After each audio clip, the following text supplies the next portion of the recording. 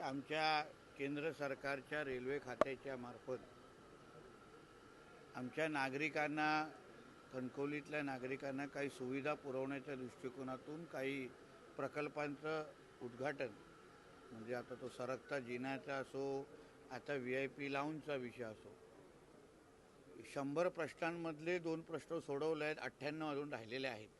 आणि म्हणून या 98 प्रश्नाच्या संदर्भात लवकरात लवकर आम्हाला त्या पद्धतीमध्ये सुविधा द्यावेत. केंद्र आणि राज्य सरकार हे एकच विचाराचं आहे.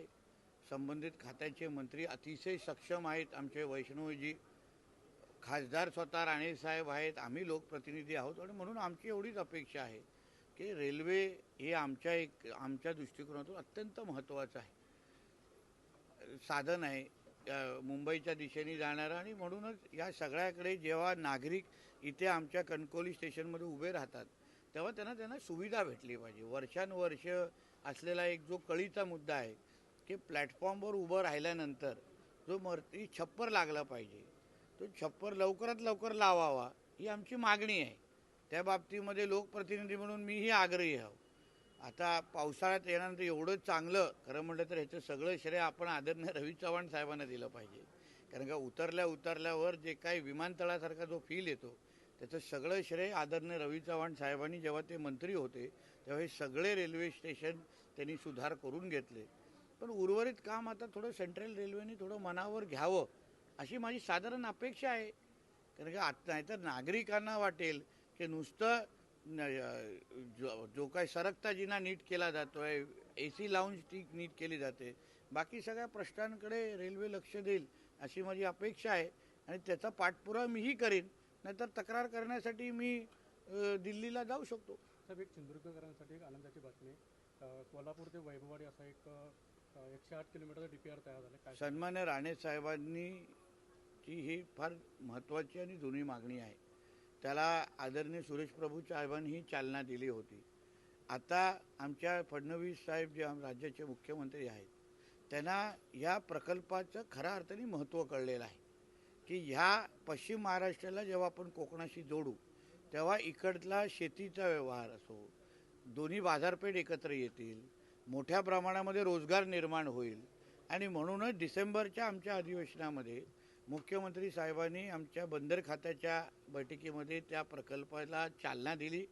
नुसतीच चालना दिली नाही, पण शब्दापलीकडे कृतीतून जाऊन ह्या केंद्रीय अर्थसंकल्पामध्ये, युनियन बजेटमध्ये त्याच्या बाबतीची घोषणा झाली. आणि पुढच्या 2 महिन्यामध्येच केंद्रीय रेल्वे मंत्र्यांनी हेही जाहीर केलं आहे की वैभववाडी आणि कोल्हापूरचा DPR पण रेडी झालेला आहे, तयार झालेला आहे. आता दोन्ही कलेक्टर मिळून, कोल्हापूर आणि सिंधुदुर्ग मिळून आम्ही जमीन संपादनाचं काम सुरू करणार आहे.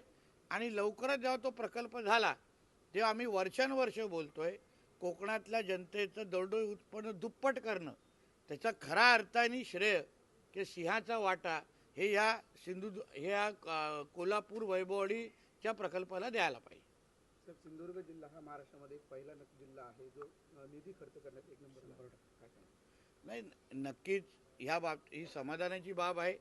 ज्या बाबतीमध्ये मी जिल्ह्याचा पालकमंत्री झाल्यानंतर वारंवार उल्लेख करतोय की जिल्ह्यामध्ये जो काही निधी उपलब्ध होतो तो जनतेचा पैसा आहे, तो योग्य वेळी खर्च झाला पाहिजे.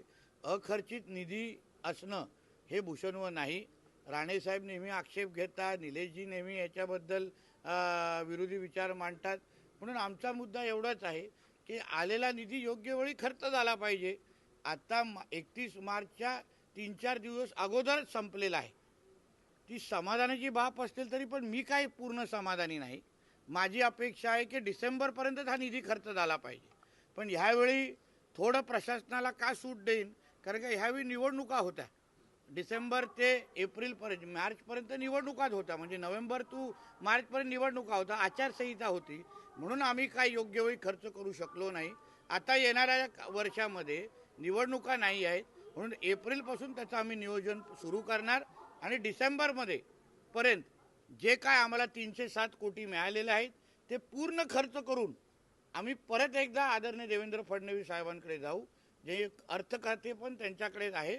आणि अजून 100 कोटीची मागणी हे खर्च झाल्यानंतर अजून वाढीव 100 कोटीची मागणी त्यांच्याकडे करू, जेणेकरून जिल्ह्याच्या विकासाच्या दृष्टिकोनातून जी काही गती आम्हाला अपेक्षित आहे त्या निधीच्या माध्यमातून निश्चित पद्धतीने गती आम्ही पूर्ण करू शकतो.